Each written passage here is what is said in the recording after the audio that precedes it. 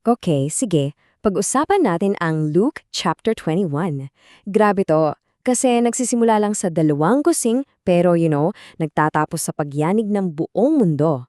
Alalamin natin kung paano nagko-connect yung pinakamaliit na bagay sa pinakamalaking pangyayari at higit sa lahat, ano ang kinalaman nito sa buhay mo, sa buhay natin, na yon. Naranasan mo na ba yung pakiramdam na parang binigay mo na ang lahat? Lahat ng effort, lahat ng oras, lahat ng puso mo. Pero sa dulo, ang feeling mo parang kulang pa rin. Parang wala lang. Yung kahit anong gawin mong sakripisyo, parang invisible ka pa rin sa paningin ng mundo. Well, dito mismo nagsisimula ang kwento natin. So, imagine mo to. Nasa loob tayo ng templo. Ang ingay, di ba? Ang gulo. Tapos andyan yung mayayaman, pasikatan, pabonggahan sa paghulog ng pera sa donation box para kang nanonood ng isang performance, isang malaking production number ng kabanalan. At sa gitna ng lahat ng yan, si Jesus, tahimik lang, nagmamasid, tinitignan niya yung hindi nakikita ng iba. Dito natin makikita yung dalawang magkaibang mundo. Sa mata ng karamihan, ang bida, syempre, yung mga mayayaman na nagbibigay mula sa sobrang yaman nila. Grand gestures, malaking show. Pero sa paningin ni Jesus, iba. Ang nakita niya ay isang biyuda, isang babaeng nasa laylayan ng lipunan na naghulog ng 2 kusing. Para sa iba, barya lang yun. Pero para kay Jesus, iyon ang buong buhay niya. And then, binitawan ni Jesus ang isang katotohanan na parang bombang sumabog sa lahat. Sabi niya, mas malaki ang ibinigay ng babaeng ito kesa sa kanilang lahat. Ha? Paano nangyari yun? Kasi hindi resibo ang tinitignan ng Diyos. Hindi amount. Puso ang tinitingnan niya. Ang tanong ay hindi kung gaano kalaki ang bigay mo, kundi gaano kalaki ang natira sa'yo pagkatapos. At ito yung good news para sa atin. Sobrang radikal nito. Nakikita niya yung mga nasa laylayan. Nakikita niya yung estudyanteng binitawan yung huling pamasahe para sa iba. Yung nanay na tiniis ang gutom para lang may makain yung mga anak niya. Nakikita niya, bawat tahimik na sakripisyo gaano man ito kaliit sa paningin ng isang maingay na mundo ay malaking bagay sa kanya. Pero mula sa pinakamaliit na detalye, yung 2 barya, biglang lumipat ang kamera, ika-nga, sa pinakamalaking istruktura. Habang si Jesus ay nakatingin sa puso ng biyuda, ang mga disipulo naman niya, wow, bilib na bilib sa dambuhalang templo. Ang gaganda ng mga bato, ang mga donasyon. Para sa kanila, ito yung simbolo ng katatagan, ng permanence. Tapos biglang, boom! Nag-iba ang ihip ng hangin. Sa gitna ng paghanga nila, nagsalita si Jesus. Sabi niya, lahat yan na tinitingnan nyo, darating ang araw na wala ni isang bato ang maiiwang magkapatong diyan.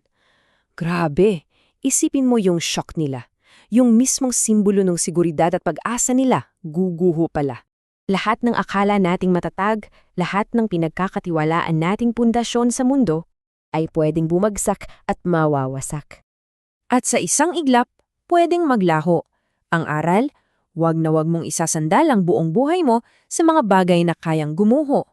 Siyempre, anong reaksyon ng mga disipulo? Nagpanik. Tinanong nila yung tanong na laging-lagi nating tinatanong kapag may uncertainty. Kailan po mangyayari yan? At ano po yung mga signs? Gusto kasi natin malaman, di ba? Gusto nating kontrolin. Gusto nating maging handa.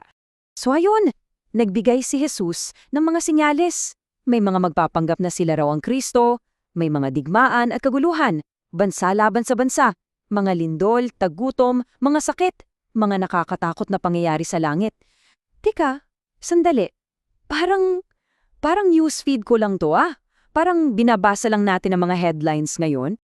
Pero bago pa man yumanig ang buong mundo, may mas matinding warning si Jesus. Sabi niya, ang sarili mong mundo muna ang yayanigin.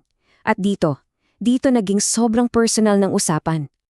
Ito yung pinakamasakit na part, no? Sinabi niya, ipagkakanulo kayo mismo ng mga magulang, kapatid, kamag-anak at kaibigan niyo. Grabe, yung pinakamatinding pagsubok, hindi pala manggagaling sa labas, manggagaling sa loob, sa mga taong pinakamalalapit sa'yo. Pero sa gitna ng warning na yon, may kasunod agad na pangakong mas matindi pa. Pero kahit isang hibla ng buhok nyo ay hindi mapapahamak, manatili kayong matatag at makakamit ninyo ang tunay na buhay. Wow! So sa gitna ng kaguluhan, may proteksyon. Sa gitna ng sakit, may katiyakan. Tapos inilarawan niya ang isang mundo na lunod sa pagkabalisa. Ang mga tao raw ay hihimatayin sa takot at sa sobrang pangamba dahil sa mga nangyayari. Parang isang universal feeling of anxiety. Isang feeling na, aminin natin, ramdam na ramdam nating lahat ngayon. At sa kasukdulan ng lahat ng takot, sa gitna ng pinakamadilim na sandali, may isang pangyayari na babago sa lahat. Siya ay babalik. Muli siyang darating, pero hindi na bilang isang tupa. Darating siya bilang isang hari na may kapangyarihan at kaluwalhatian. At dito binago ni Jesus ang buong pananaw. Sabi niya, kapag nagsimula nang mangyari ang lahat ng ito, huwag kayong matakot, huwag kayong magtago. Tumayo kayo at itaas ang inyong mga ulo. Bakit? Kasi para sa atin na nananampalataya, ang mga ito ay hindi senyales ng katapusan, kundi senyales na malapit ng katubusan. Hindi ito dahilan para matakot, ito yung dahilan para umasa. Ito ang pag-asa. Para mas madali nating maintindihan, nagbigay siya ng simpleng analogy, ang puno ng igos. Sabi niya, kapag nakita niyong sumisibol na yung mga dahon, alam niyong malapit ng tag-init, di ba? Ganon din daw sa mga palatandaan. Hindi to para hulaan natin yung eksaktong petsa. Para tumalaman natin na, nagbabago na ang season. Ang kaharian ng Diyos ay malapit na. Ang langit at lupa ay lilipas. Ang mga naglalakihang building, ang mga gobyerno, ang mga imperyo, lahat ng bagay na pinagkakatiwalaan natin sa mundong ito. Lahat yan may expiration date, guguho. Pero may isang bagay na hindi kailanman magigiba, ang kanyang mga salita. Ito lang ang tanging matibay na pundasyon sa isang mundong patuloy na yumayanig. So, ano na ngayon? Yan yung tanong, di ba? After nating marinig lahat to, mula sa dalawang kusing hanggang sa pagbabalik ni Kristo, paano tayo dapat mamuhay araw-araw, lalo na sa isang mundong parang anytime pwedeng bumigay? Nagbigay si Jesus ng 3 malinaw at very practical na utos. Una, maging ingat. Huwag mong hayaang malunod yung puso mo sa stress at sa mga alarhanin ng buhay.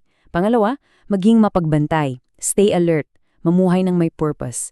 At pangatlo, at pinakaimportante, manalangin. Palaging manatiling connected sa Kanya na may hawak ng lahat ng bagay. You know, itong buong chapter, tungkol talaga to sa kung ano ang tunay na may halaga. Tinignan ni Jesus yung 2 barya ng byuda at sinabing mas mahalaga to kesa sa buong templo. Bakit? Kasi yung templo, gaano man kaganda, guguho. Pero yung pusong nagbigay ng lahat-lahat, yan ang mananatili. Kaya ang huling tanong para sa'yo, para sa akin ay ito. Sa isang mundong patuloy na nanginginig, saan ba talaga nakakapit ang pag-asa mo? Saan nakatali ang angkor mo?